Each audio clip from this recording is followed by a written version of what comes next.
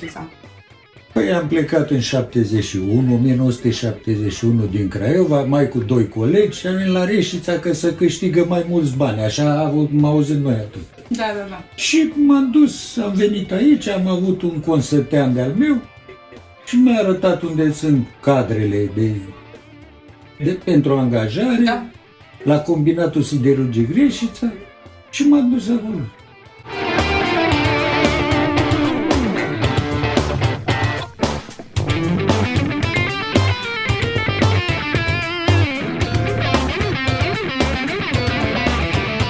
Adică ce trebuie să faci?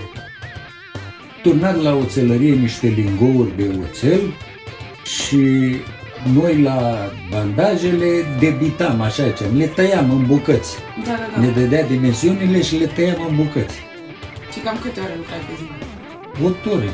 8 ore de dimineață până... De la 7 la 3.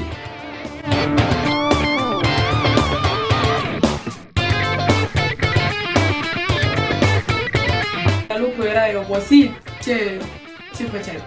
Păi luam copilul la grădiniță, de la creșe, ne mai plimbam cu el, ne mai odihneam, veneam acasă, ne odihneam. Asta e, distracție nu prea era atunci. Erai obosit când ai intrat la lucru? Era că să lucram în acord individual. Cât făceai, atâția bani luai. Am înțeles.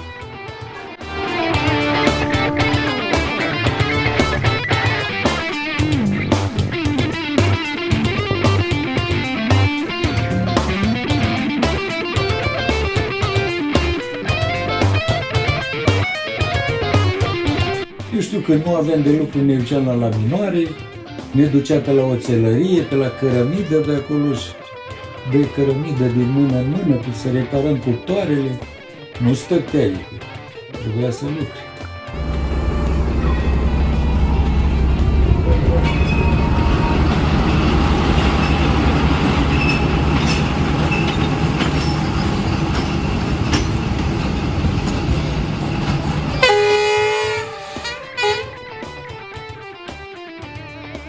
Zic, lingourile ăștia care le aducea la bandaje, la oțelărie, până la bandaje era o distanță și ălea le punea pe vagoane de cale ferată, pe calea ferată și le trăgeau cu locomotiva și ne le duceau, că aveau 2 tone Da.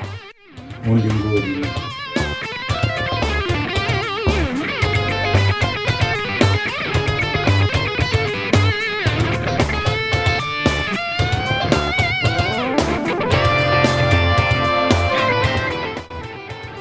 Numai 35 de ani, tot în combinat am lucrat. Și eu și el.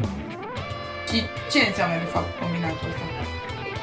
Combinatul siderurgic Reșița. Explică-mi în mare, nu știu. Păi, ce se face? Se toarnă oțel, înainte să făceau șină de cale ferată, acum nu se mai face. Eu spun de atunci se făcea șină de cale ferată, rost de tramvai, rost de tren, rost de locomotivă. Și noi exportam în toată Europa.